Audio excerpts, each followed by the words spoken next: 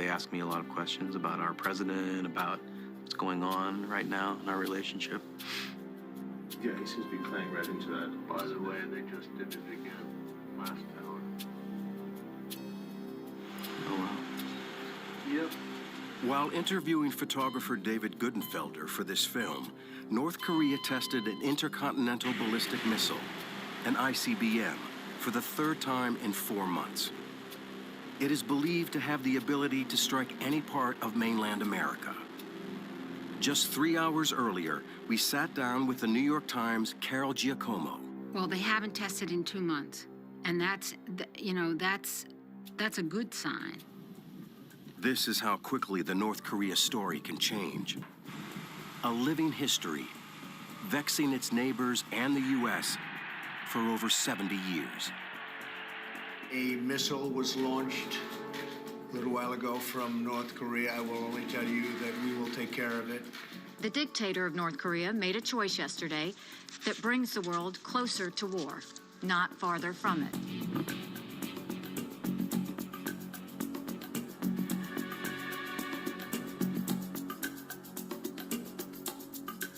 North Korea. As the rhetoric escalates, the narrative remains the same. North Korea's official name is Democratic People's Republic of Korea, DPRK, a nation roughly the size of Mississippi, at best, a nuisance, at worst, a very dangerous threat, in a part of the world that is intrinsically linked to the global economy and geopolitical sensitivities.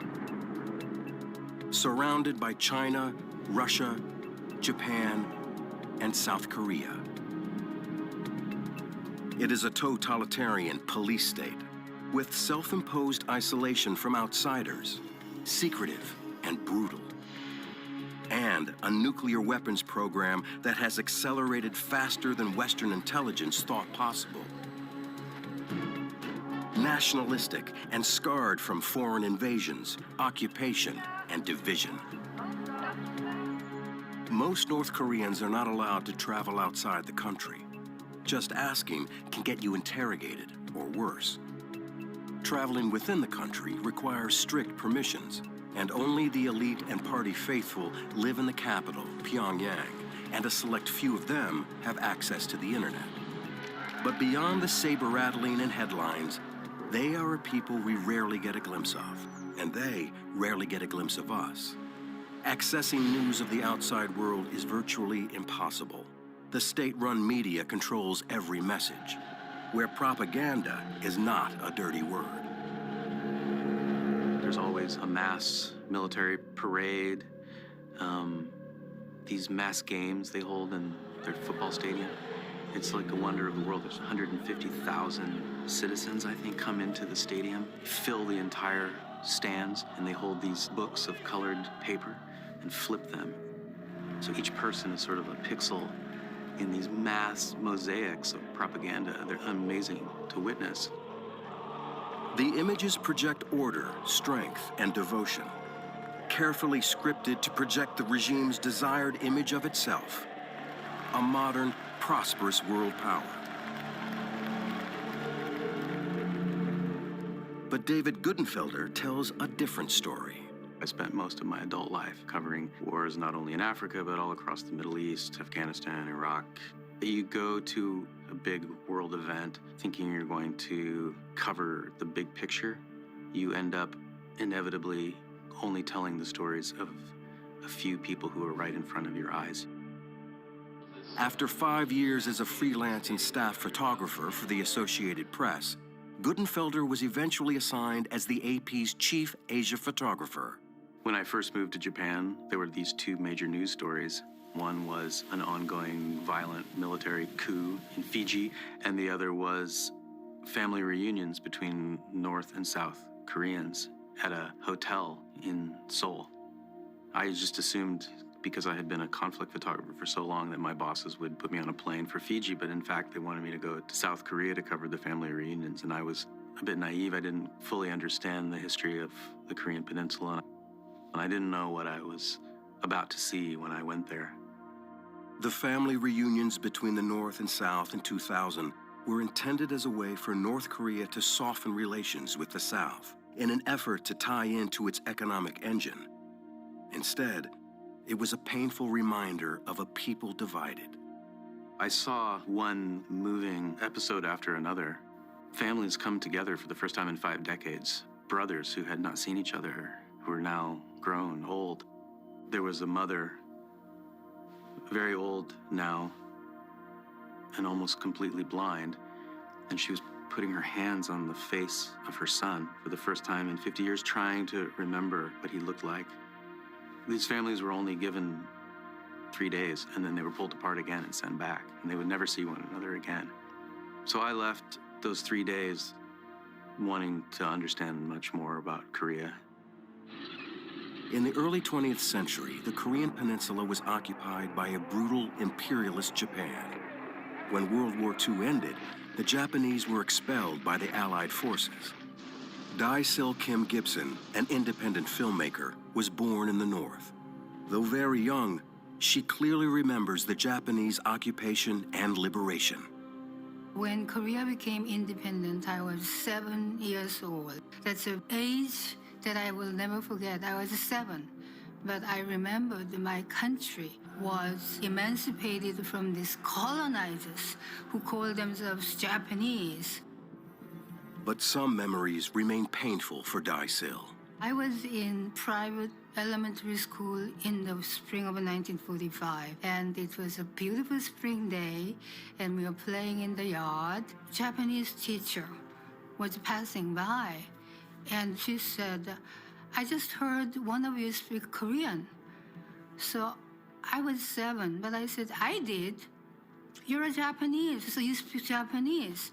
I'm a Korean, so I spoke Korean. So what's wrong with that?" I said that. She said, "Raise your hand like a surrendering soldier. 항복하는 군인처럼 손들어, you know?" So I did. And I was 7. Have you ever done that? Raise your hand like this for several hours? It's so very painful. I just couldn't cry. Then it would be my defeat.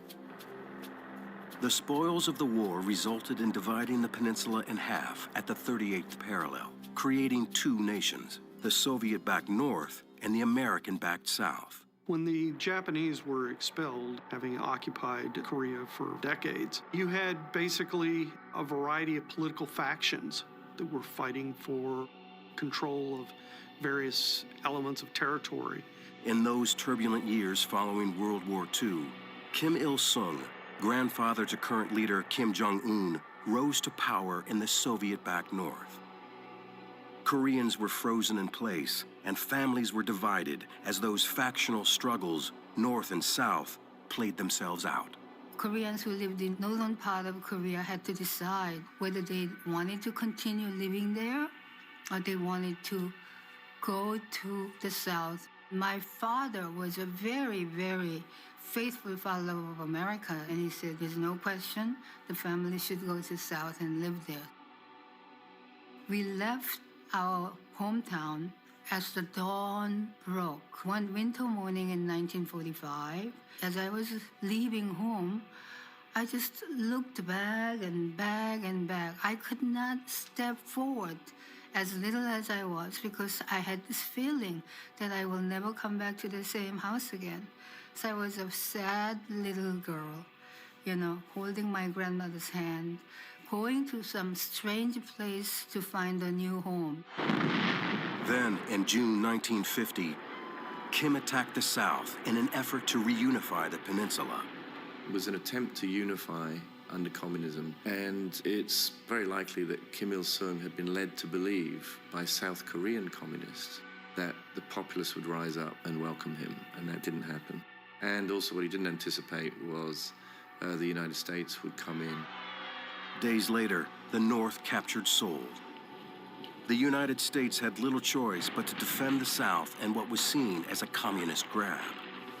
The communists were now doing to Korea what Hitler, Mussolini, and the Japanese were doing in the opening days of the Second World War. If the invasion succeeded and they overran Korea after only a token resistance, we would be in a bad way, and so would Korea. The reason the US responded so quickly, the view was the dominoes were beginning to fall. And this was the first one. It was the first post-Second World War communist incursion. It was the first move of communism. Dai Sil's family settled in Seoul. She was 12 years old when the Korean War began. It was a very unusual time. Father was gone, oldest brother was gone, and we had to somehow survive on the very changed situation. You grow up very fast under circumstance like that. Our house was directly bombed by American and South Korean soldiers because there was a rumor going around that there was weaponry in our neighborhood where the North Koreans hid their weapons. I saw our house where I spent so many happy days just to go up in the fire. My mother decided to take all of us to the countryside because it was too dangerous to be in Seoul. And so we just walked. As the war raged, American carpet bombing campaigns destroyed the North, killing 20% of its population. As many as 4 million died on both sides during the 3-year war. And the U.S. government publicly contemplated the use of atomic weapons. We need to look at why North Korea has a nuclear program. And the nuclear program goes back to the 1950s. They remember and are taught some of the bigger moments in that history, including Douglas MacArthur's desire to get nuclear weapons that could be used against North Korea and China to end the Korean War. The conflict ended in an armistice, not a peace treaty. Technically, the South is still at war with North Korea. And the 38th parallel remains among the most tense borders on the planet. Kim Il-sung consolidated his power and legitimacy through the 1950s and 60s.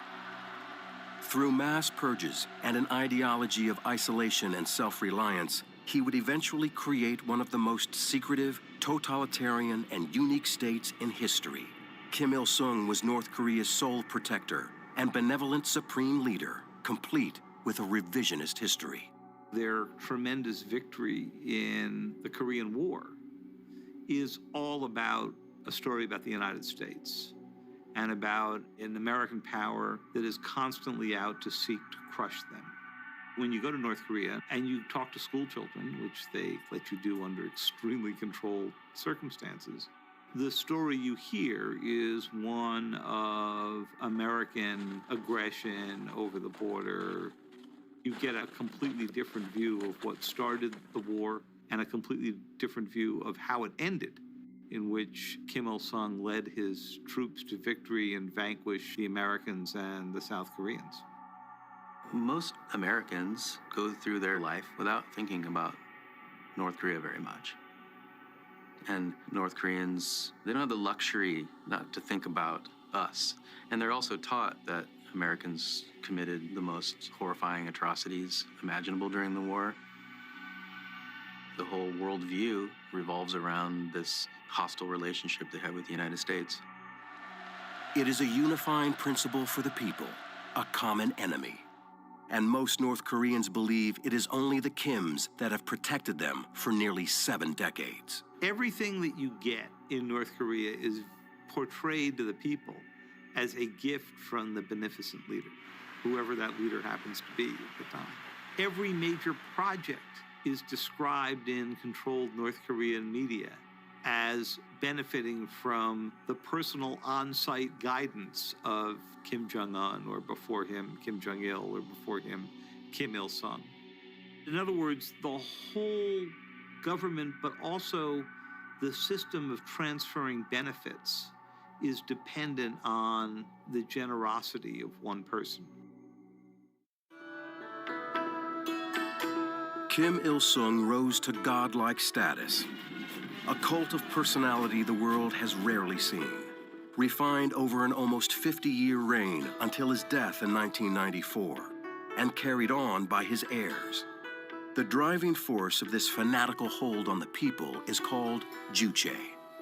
Juche means self-reliance. It's also referred to as Kim Il-sung-ism. So it's the North Korean version of communism. And the origins of this self-reliance, we can make everything ourselves, we don't need you. It's very peculiar, but in the Korean context, it has a profound resonance because Korean history is one of invasion and all sorts of abuse from major powers. North Koreans turned this history around and said, we're not going to take it anymore. Up yours, outside world. And for Koreans, there is a very profound thrill and an awe that someone would have the guts to stand up and be like that. It begins part of that cult of the personality building, which really takes off in the 1960s. And then moving into the 1970s, Juche really becomes the ideological foundation in which that personality cult is built upon.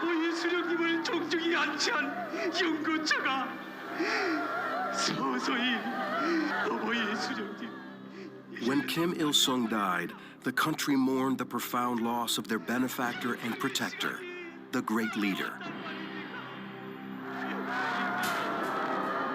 His son, Kim Jong-il, took power and continued his father's path of an autocratic rule of a police state, with Juche now a tool of control. Kim Jong-il is a bit contradictory.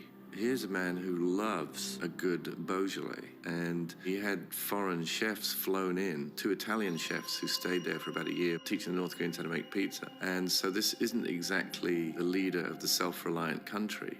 So I think now that Juche has just become a tool to keep the people in control.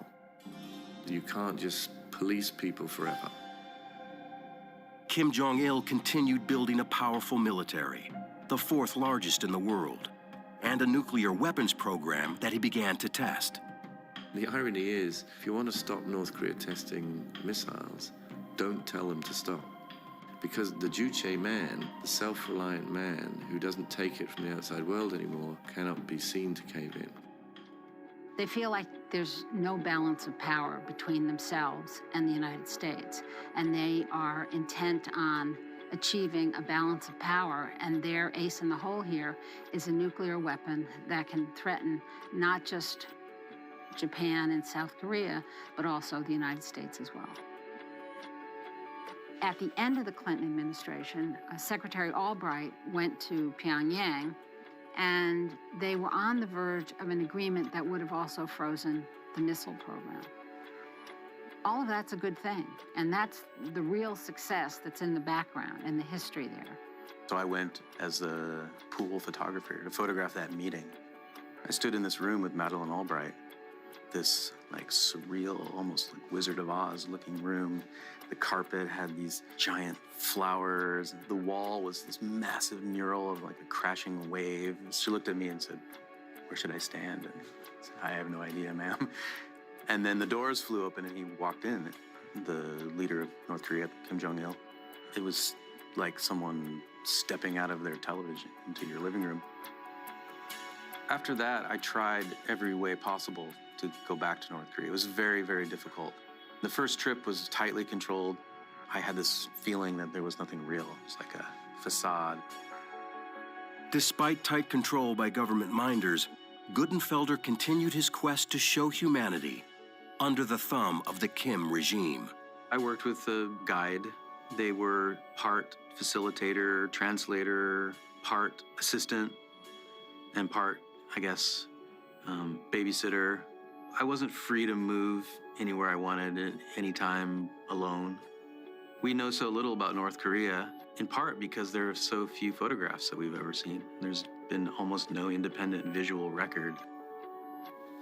To open a window onto a country that we are usually so completely closed off from. I can't think of a better place than North Korea to test the power of photography. And for me, photography is powerful for a number of reasons, but one of them is that you can't turn away from it.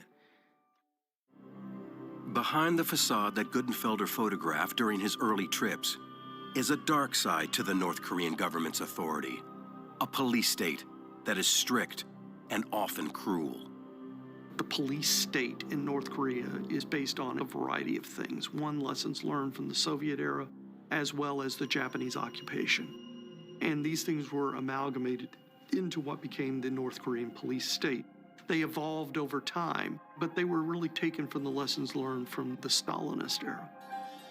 If North Korean citizens or even members of their family speak badly of the regime, any of them could be sent to prison camps. The United Nations has done a very good job of using satellite photography, testimony of defectors, to draw a pretty brilliant picture of just how brutal those gulags are. In North Korea, places like this, a 31-mile by 25-mile long work camp known simply as Number 22, are scattered throughout the country. Camps can be the size of small cities. Number 22 reportedly holds up to 50,000 people, and many who enter don't leave alive. Defector An Myung-chol was a guard at Number 22. He escaped through China and is one of the few guards to tell his story to the outside world. Though satellites provide the only photographs of his camp, An remembers every detail. When we were educated as guards, we were told not to think of the prisoners as humans. The moment you enter a North Korean prison camp, you're no longer a human being. If you think you're a human being, there's no way you can survive in the camps. An saw his fellow guards beat and sometimes shoot prisoners for minor offenses, like searching for mice to eat. Food was always scarce. I remember seeing kids fighting over a corn kernel they found inside cow dung. A cow had eaten corn, and the children fought over it, and eventually washed it in the water and ate it. Camp 22 is a family camp. The people there didn't actually commit crimes themselves, but were the family members of those who allegedly did. If a North Korean citizen simply complained to a friend about that month's rations, or did anything else that could be seen as questioning the Kim regime, his entire extended family, children, parents, cousins, could end up in Camp 22 for life. The people didn't know how or why they ended up there. But they ended up being worked to death or dying from disease without stepping outside of that place for their entire life. The camps are a key part of the regime's successful hold on power. North Korea can't exist without prison camps. It will collapse without them. The most important thing North Korea needs is a means to frighten its people. Despite the cost, many people are so desperate they try to escape anyway. Most go through China, which shares a nearly 900-mile border with North Korea. For years, especially after a famine in the late 1990s, missionaries and paid smugglers led desperate people out. Like this woman, who traveled under cover of darkness with her baby. Tens of thousands of North Korean refugees like her have come through China. Many are led out by Pastor Chun Ki-won, a South Korean living in Seoul, who risks his life bringing people to freedom. Before the group makes its move, I tell them which parts are dangerous or what to look out for. They could potentially be thrown into prison camps or executed. So everyone is extremely nervous and frightened. You can never tell when you're going to be arrested by the Chinese police, or if you're going to be shot while crossing the border. While some continue on to South Korea or elsewhere, those who remain in China live marginal existences and are under constant threat of repatriation back to North Korea. Though thousands have snuck out of North Korea through China, only a handful have successfully crossed the DMZ into freedom. The Korean Demilitarized Zone was created as a buffer between the North and South after the 1953 armistice. It's about 150 miles long and 2.5 miles wide. DPRK heavy artillery with a range of over 40 miles maintains a constant threat to more than 25 million South Koreans. The economic powerhouse and capital of South Korea, Greater Seoul, is just 25 miles from the DMZ. There are nearly 30,000 American troops and their dependents stationed in South Korea, with more than 6,000 stationed close to the DMZ, the most heavily militarized border on the planet.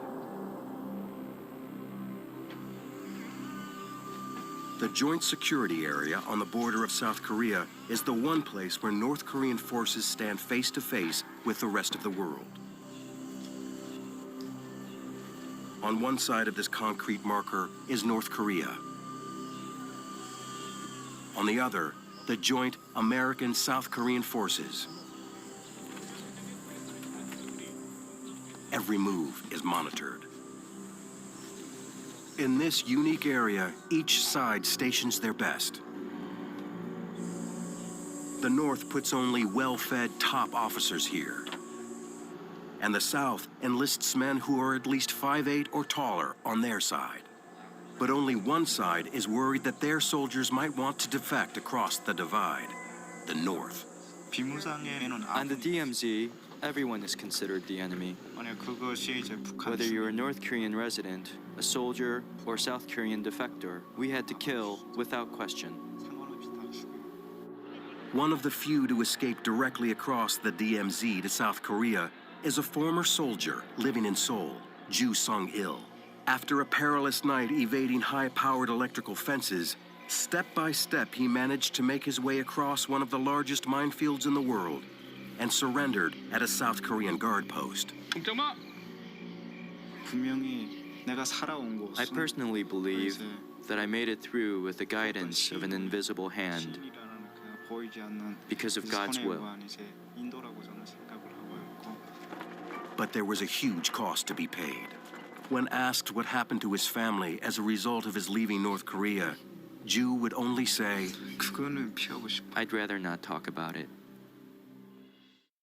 After a stroke in 2008, Kim Jong-il's health declined rapidly. His heir, Kim Jong-un, had little time to prepare when he ascended to lead the Kim dynasty in December 2011. When Kim Jong-un took power, he was pretty much a mystery to American intelligence, and more of a mystery to everybody else.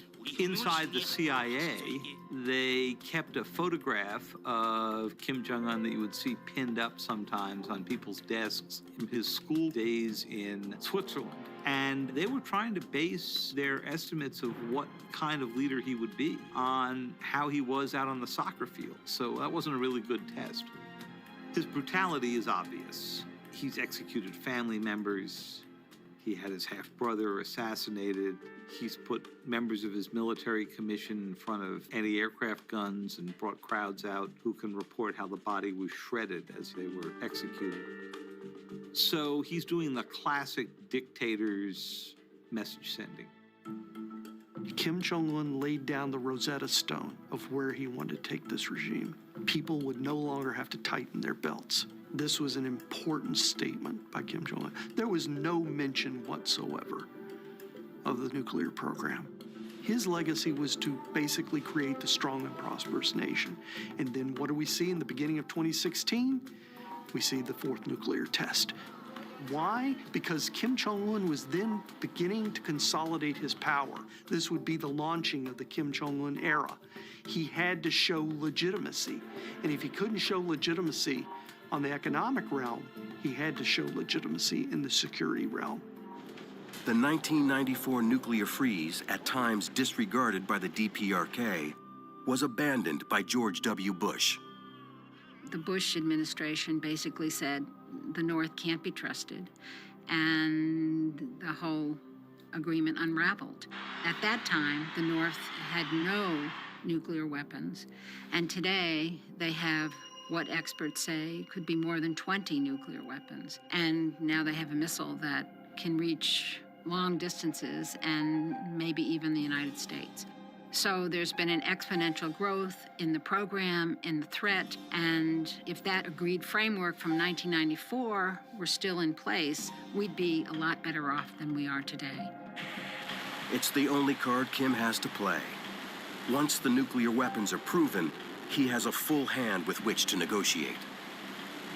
As time went on, the North Koreans basically wanted to figure out a way that they could deter the United States. They figured that they had South Korea deterred because of the artillery that could be rained down on Seoul.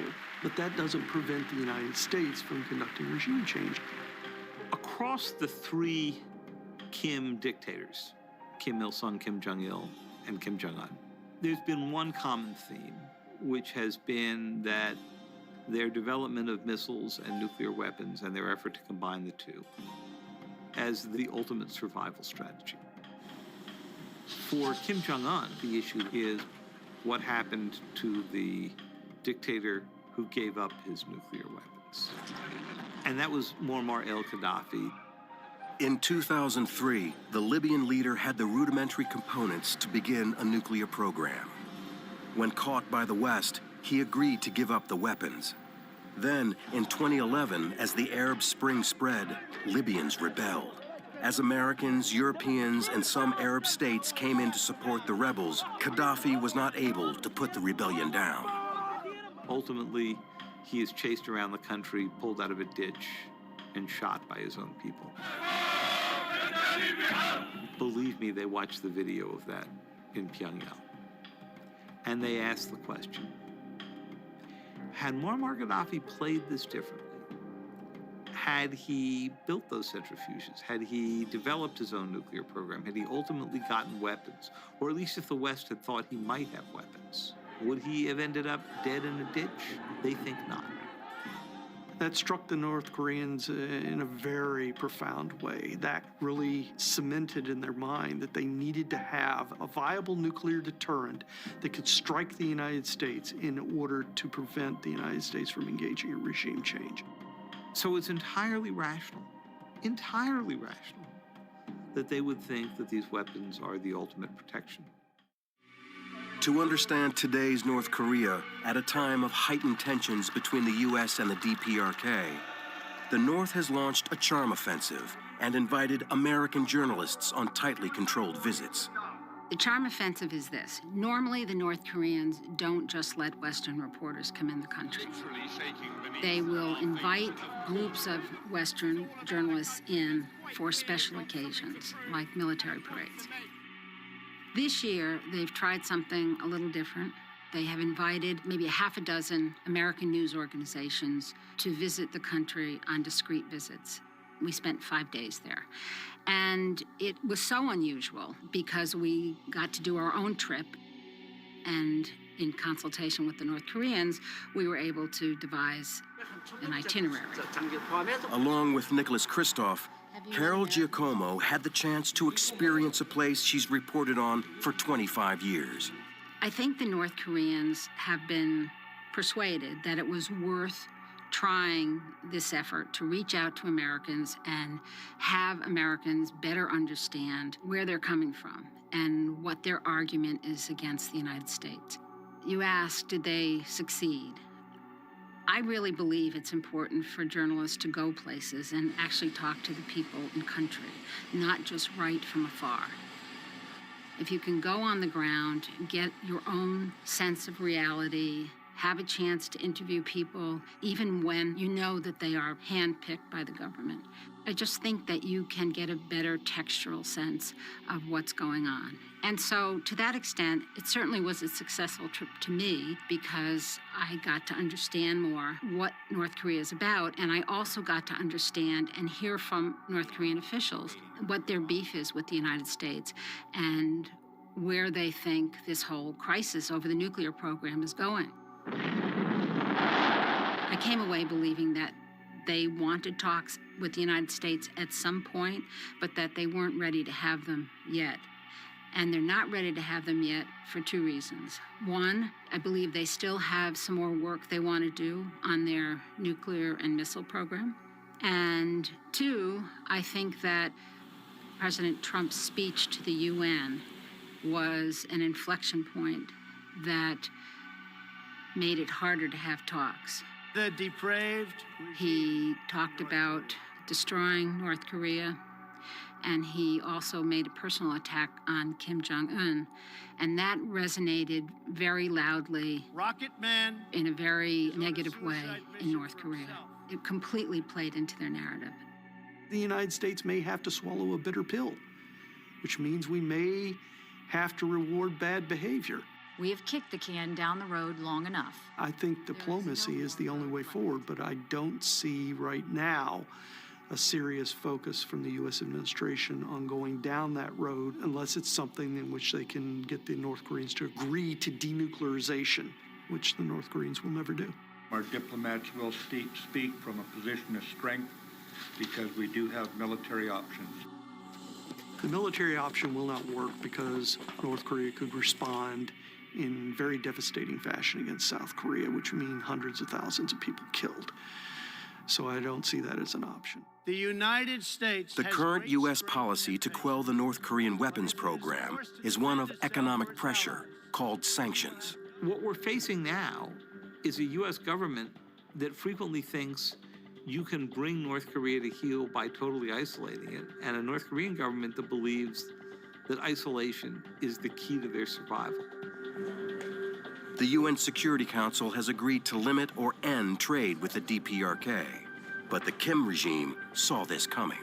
North Korea basically game planned this out before the sanctions even began, before they started their 2016 campaign of nuclear and missile tests.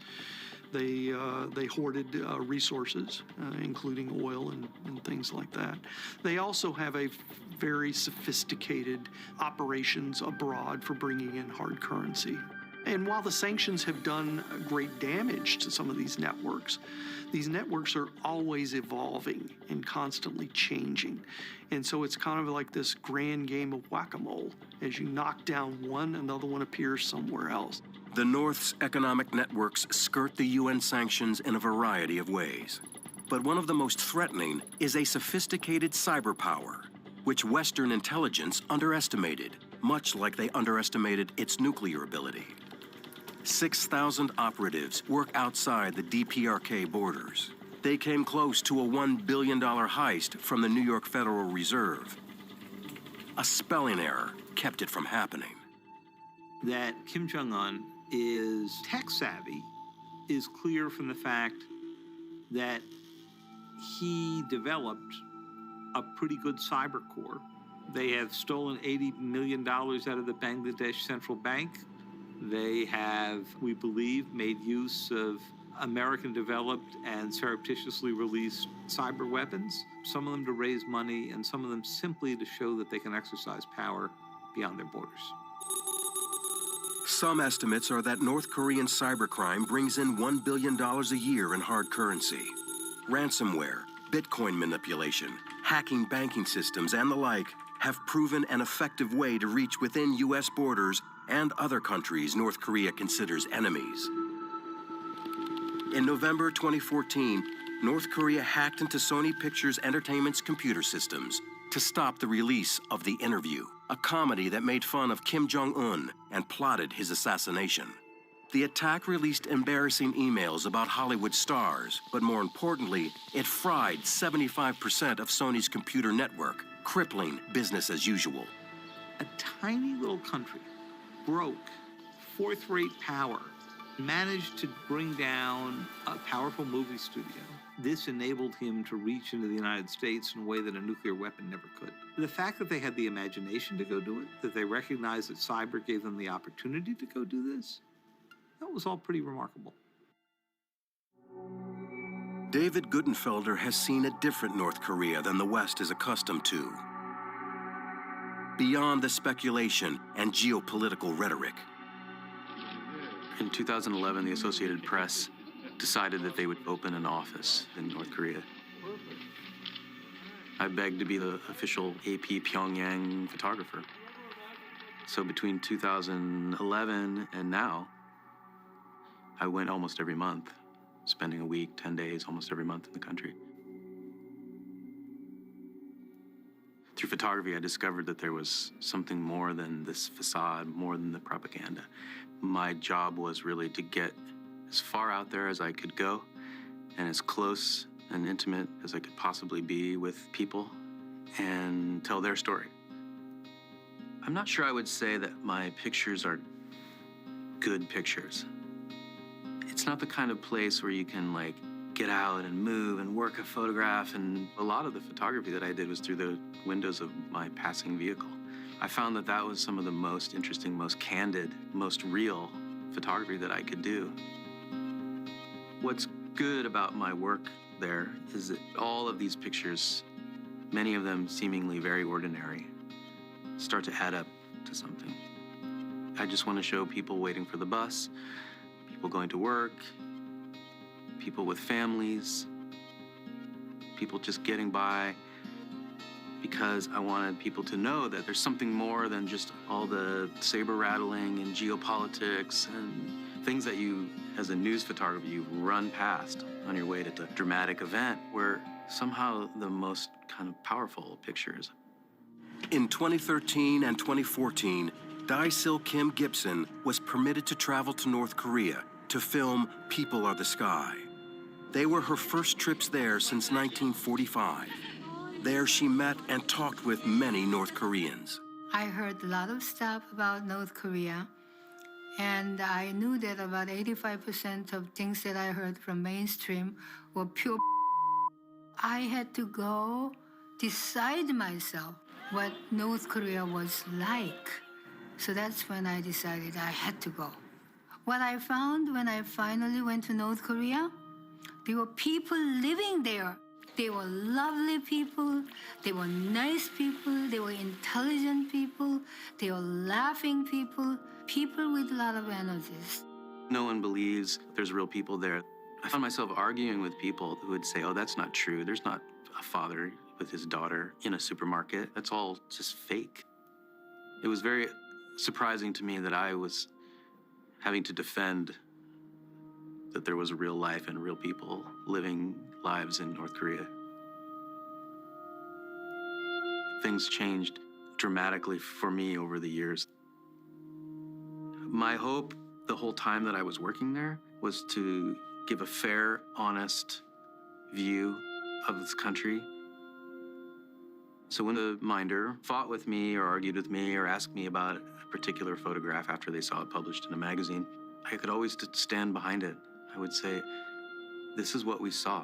We were there together. And it always won the day. A complicated puzzle remains. How best to deal with a nation of so many contradictions. I don't think that North Koreans can understand how the country would operate if it was not a family business. And family business is the right term for it, because this is essentially a corrupt, brutal family business, a sort of mafia family with a seat at the United Nations. Whatever you think about the leader, and he certainly is ruthless, and he is determined to stay in power and keep his regime in power. But he's got a plan, and he's executing that plan, which is to develop a nuclear program and the missiles to deliver it that, as they say, will prevent the United States from blackmailing North Korea anymore.